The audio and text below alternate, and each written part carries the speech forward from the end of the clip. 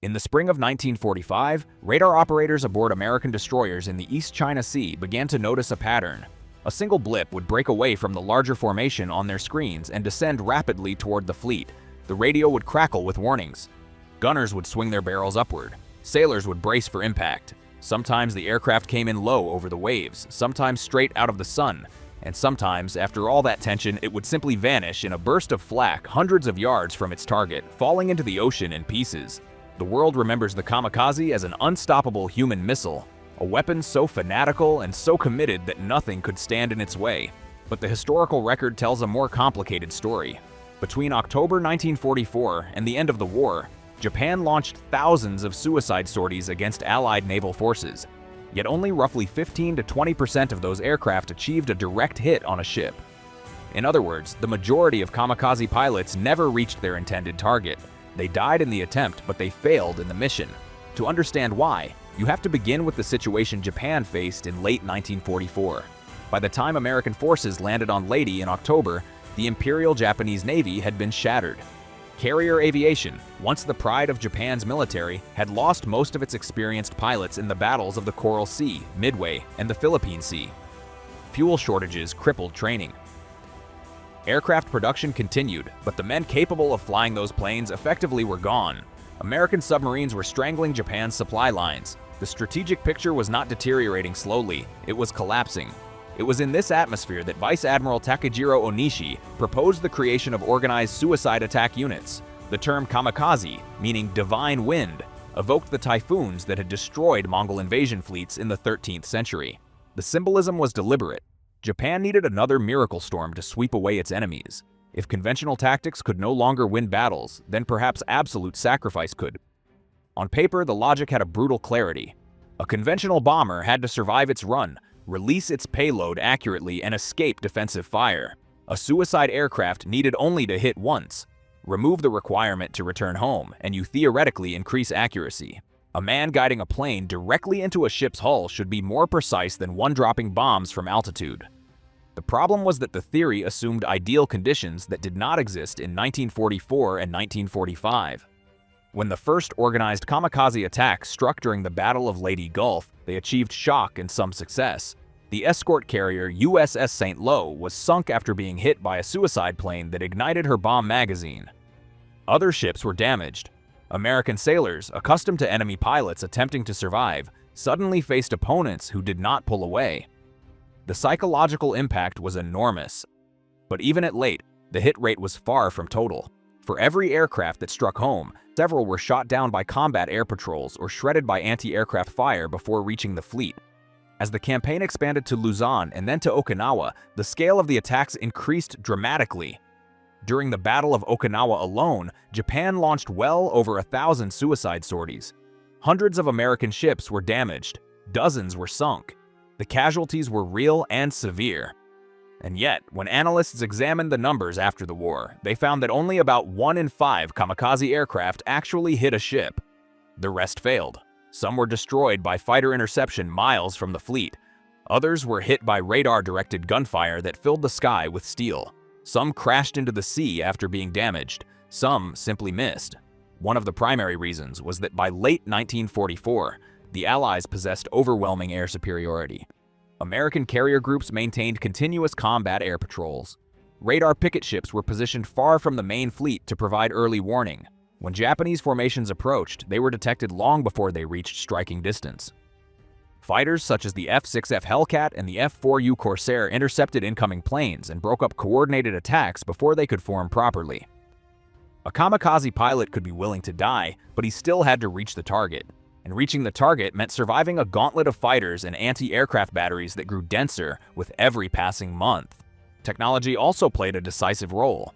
By 1945, many American ships were equipped with proximity fuses for their anti-aircraft shells. These devices detonated when they came close to an aircraft rather than requiring a direct hit. The result was a lethal sphere of fragments that shredded incoming planes at greater distances. Kamikaze pilots often flew older aircraft that were fragile and poorly armored. A burst of shrapnel in the engine or cockpit was enough to send them spiraling into the sea before they came within range of their target. Training was another critical factor. Early in the war, Japanese naval aviators were among the best trained in the world. By the time the Kamikaze units were formed, that standard had collapsed. Accelerated training programs pushed young men through flight school with minimal hours in the air. Some had never practiced carrier landings extensively because they were not expected to return.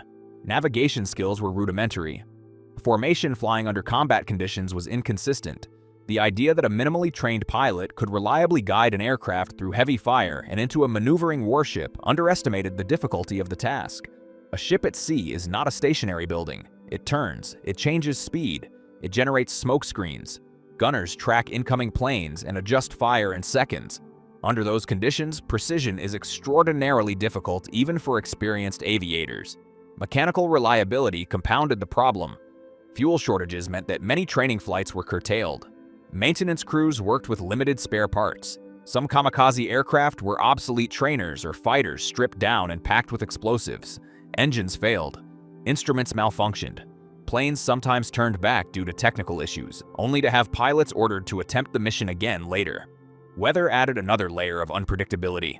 Pacific storms scattered formations and obscured targets. A pilot flying through cloud cover toward a moving fleet could easily lose orientation. Without advanced navigation equipment, many aircraft simply failed to locate the enemy and either crashed due to fuel exhaustion or returned to base. There were also human factors that are often overlooked. The image of the kamikaze pilot as universally eager and fanatical is an oversimplification. Diaries and letters reveal a range of emotions: resignation, fear, a sense of duty, and sometimes quiet doubt. Some missions were aborted because pilots could not find their target. Others were delayed due to confusion or last-minute changes. There were cases where aircraft returned after failing to locate the fleet, leaving commanders to decide whether the pilot would be sent out again. Even when a plane reached the fleet, success was not guaranteed. Ships were layered with defensive fire. At Okinawa, the United States Navy deployed radar picket destroyers miles ahead of the main force. These vessels absorbed a disproportionate share of attacks but provided crucial warning time. Behind them, battleships, cruisers, and carriers formed overlapping fields of anti-aircraft fire.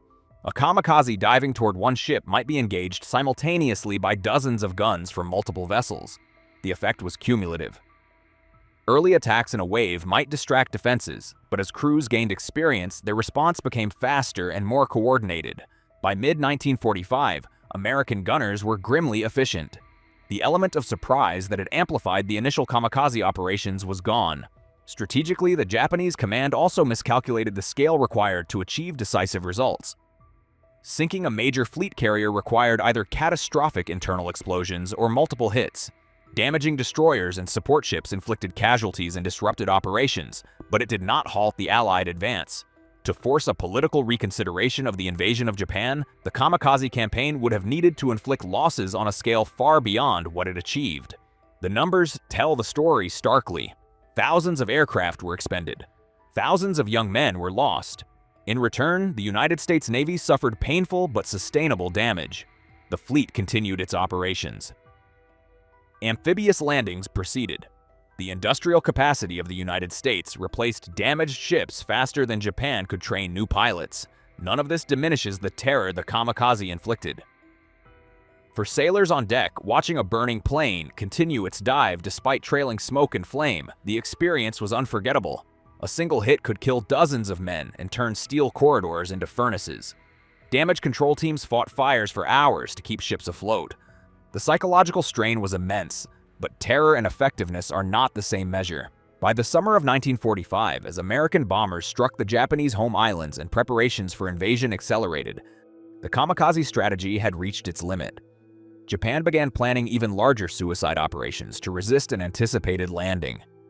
Aircraft were stockpiled. Pilots were trained in even shorter cycles. The hope was that sheer volume might overwhelm Allied defenses. The war ended before that final test occurred. In retrospect, the kamikaze campaign stands as a case study in strategic desperation. It was born from a position of weakness, fueled by a belief that absolute sacrifice could compensate for material inferiority. In isolated moments, it achieved dramatic results. Ships burned, sailors died. Headlines carried stories of a new and frightening weapon. Yet the majority of the pilots who climbed into those cockpits never struck their targets. They were intercepted, shot down, lost in storms, undone by mechanical failure, or thrown off course by the chaos of battle. Their missions ended in the sea, far from the hulls they were meant to destroy. The divine wind that Japanese planners hoped would sweep the Pacific clear of enemy fleets never became a storm of decisive force. It was a series of scattered gusts, dangerous and deadly, but ultimately insufficient. The mathematics of modern industrial war favored radar, steel, and production lines over sacrifice alone. In the final accounting, the tragedy of the Kamikaze is not only that so many young men died, it is that most of them died without even achieving the military objective they had been promised was certain. They flew into a sky controlled by the enemy, against defenses that improved by the week, in aircraft that were often obsolete, guided by training measured in months instead of years. They were told they would change the course of the war. Statistically, most never even reached the ship.